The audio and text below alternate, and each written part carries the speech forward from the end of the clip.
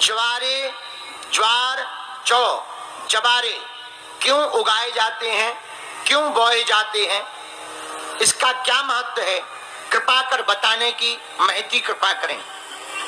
सुनो, जवारे बोने का महत्व बहुत प्राचीन है। जब दुर्गम नाम के दैत्य ने वेदों को लोप कर दिया, सूखा पड़ गया, अकाल पड़ गया, वनस्पतियां खत्म हो गईं, तब भगवती की तपस्या देवताओं और ब्राह्मणों ने करके भगवती को प्रकट किया। तो जो भगवती 9 दिन तक रोई, सब वापस वनस्पति फिर से उगी। तो पहली वनस्पति जो पुराणों के अनुसार उगी है वो जवारे ही थे, जौ ही थे। इसलिए देवी पूजा में जौ का बड़ा महत्व है। कलश स्थापना, कलश की जगह पर जवारे उगाए जाते, बोए जाते हैं। आपके पैर में काला धागा, चूड़ा जो आपने पहन रखे उनके पास में बंधा हुआ है। काला धागा पहने हुए हमने बहुत लोगों को देखा। काला धागा पैर में क्यों बांधते हैं, इसके बांधने का महत्व क्या है, कृपा करके बताएं तो हम भी बांध लेंगे। बेटा ते तो शरीर ही बांध ले। इनका नाम है राधिका किशोरी। बिटिया, काला धागा हमको जो बताया गया, महापुरुषों ने भी कहा। एक हमारे गांव में वैद्य जी थे, उनके मुंह से हमने जो बात सुनी वो बता रहे, नजर दोष से बचाने के लिए काला धागा बांधा जाता है। नकारात्मक शक्तियां दूर रहें, इसलिए काला धागा बांधना चाहिए। तुमने ही पूछा बेटा कि कब पहने, मंगलवार या शनिवार को शंकर जी को जल चढ़ाकर ओम नमः शिवाय का मंत्र करके अपने पैर के अंगूठा से लेके सिर तक नापकर काला धागा ले लें। उसे शिवलिंग की जो शिव पिंडी है उसमें कुछ देर स्पर्श करा करके जल डालें, ओम नमः शिवाय का जप करें और वही काला धागा उठाकर पैर अथवा हाथ में बांध लेवें। इससे नजर दोष से बचा जा सकता है। हमको याद है एक बात, एक घटना याद है, फिर हम कथा सुनाएंगे। हमारे जिला की ही बात है, अब हमको याद नहीं आ रही कहाँ की बात है, पर हमको किसी ने ये बात सुनाई थी, सत्य घटना। एक छोटा सा बालक लगभग 6-7 महीने का था और उसकी माँ हार्ट अटैक से खत्म हो गई। लगभग 30-40 साल पुरानी बात है। माँ गोद में बालक को रखे रखे खत्म जब हुई,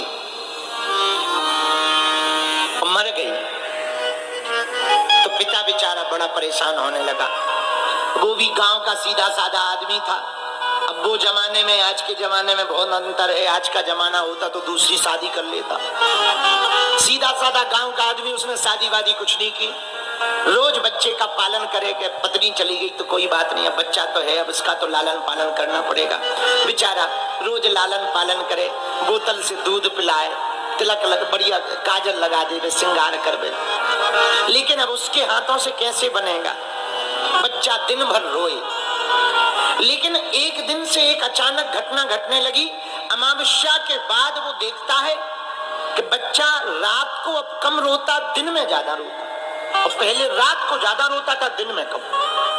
अब वो बड़ा परेशान कि आखिर का मामला क्या है। और वो देखने लगा कि कोई काजल लगा जाता है और रात को वो काजल छुटा करके सुलाए और कोई काजल लगा जाए। यहाँ भी काजल का टीका, हाथों में भी काजल का टीका। वो रोज देखे ये काजल आता कहाँ से है। लगता है हम जो काजल लगा लेते हैं वो रोते हुए ये आंखों में लगा लेता होगा हाथ को, इसलिए छप जाता होगा। लेकिन यही क्रम महीनों चला तो वो बड़ा परेशान हो गया।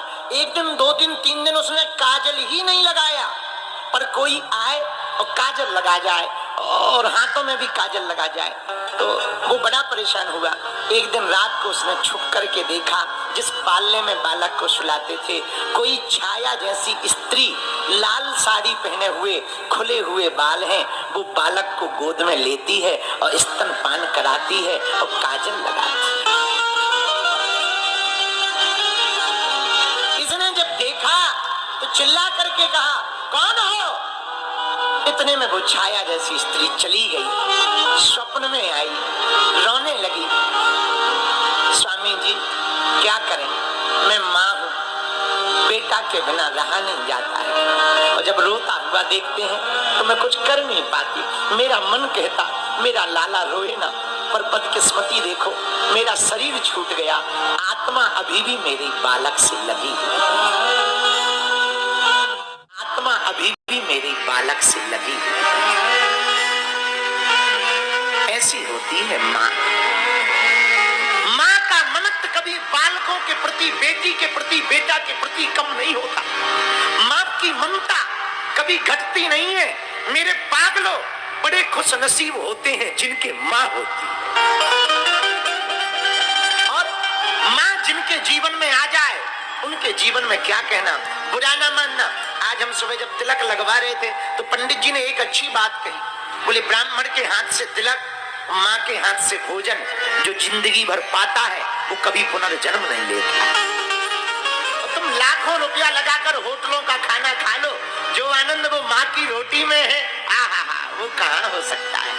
माँ के हाथ की रोटी भले ही जली हो, इतनी मीठी लगती है। हम तो अपने बचपन की हमें याद है, तुम्हें याद हो या ना हो, हमको तो याद है। अब तो हमारे चेले टावल रख जाते हैं, टावल बड़ी बड़ी महंगी महंगी 40-40, 50-50 रुपया की टावल। उस जमाने में हालत तो हमारी खराब थी। अब तो तब तो टावल चलती भी नहीं थी गाँव में इतनी, न रूमाल चलते थे, वो भी 5 रुपया का, वो भी एक रूमाल ले लो तो आगे के लोगों 8-10 दिन में ऐसो कालो पड़ जात, तो जैसे इसको जो है रंग छूट गया। तो आज तो टावल आ गई। उस जमाने में तो टावल को रूमाल कुछ होते नहीं थे, हालत खराब थी। पर भैया हमको आज भी याद है, ये महंगी टावल क्या हमारे मुंह को साफ कर पाएगी? जो माँ के पल्लू से जब हम सुबह मुंह धो करके माँ के पल्लू से साफ करते थे, वो खुशबू आज तक मन में है, वो खुशबू आज तक चित्त में है। और अब तो आँखी में कोई कचरा चला जाता है तो चेले तुरंत ड्रॉप ले आते हैं, आँखी लाल हो जाती है, ड्रॉप ले आते हैं। हमें याद है हमारी बचपन में माता जी या आँख में कुछ लग जाए या आँख में कुछ चला जाए तो वो साड़ी के पल्लू को ऐसे उमेटती, ऐसे फूंक लगाकर आँखी में लगा देती थी। ऐसे लगता था मानो हर दवाई फीकी हो गई है, बस माँ के हाथ की दवाई काम कर रही है। इसलिए माँ की ममता का कोई जोर नहीं है, माँ की समता का भी कोई जोर नहीं है। मेरे पागलों, माँ जन्म भी देती है, माँ जीवन भी देती है, माँ संस्कार भी देती है। माँ तो वो है जो अपना सब कुछ दे देती है। इसलिए माँ के जैसा कौन और हो सकता है। तो धन्य है हम आप सब, नवरात्रि के पावन पर्व पर भगवती के पावन मंगलमय उत्सव को हम सब गा रहे हैं। ऐसी भगवती पराम्बा जो देवताओं के भी काम आए। किसको किसको प्रकट किया, इसका भी वर्णन देवी भागवत में बड़ा विस्तार पूर्वक है। कालिका तारिणी बाला, काली को प्रकट किया, कालिका तारिणी बाला, त्रिपुरा भैरवी रमा,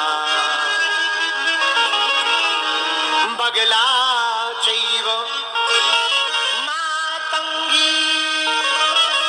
काली, तारा, माँ काली, माँ तारा, बाला मतलब बगला मुखी, बाल रूप में त्रिपुरा, बाला त्रिपुरा, त्रिपुर सुंदरी, भैरवी, कालिका तारिणी बाला त्रिपुरा भैरवी रमा बगला मातंगी।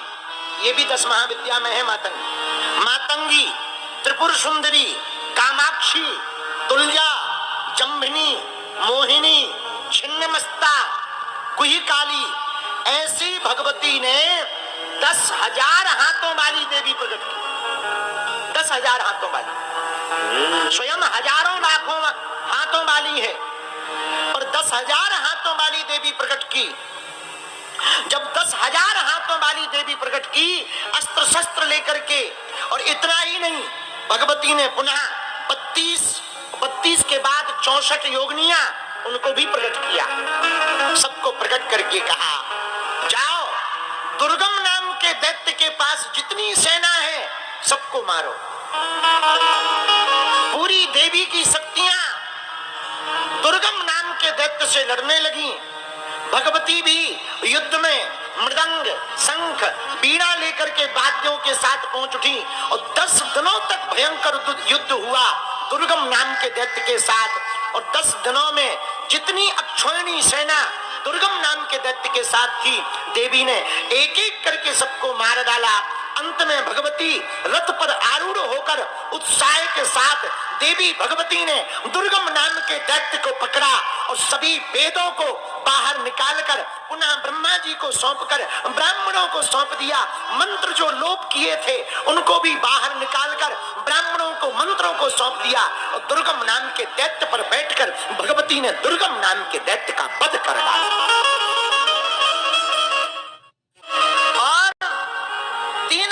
में भगवती ने शांति स्थापना की तो देवताओं ने कहा, हे भगवती, आपने दुर्गम नाम के दैत्य का वध किया, इसलिए आज से आपको कलयुग में दुर्गा रूप में पूजा जाएगा।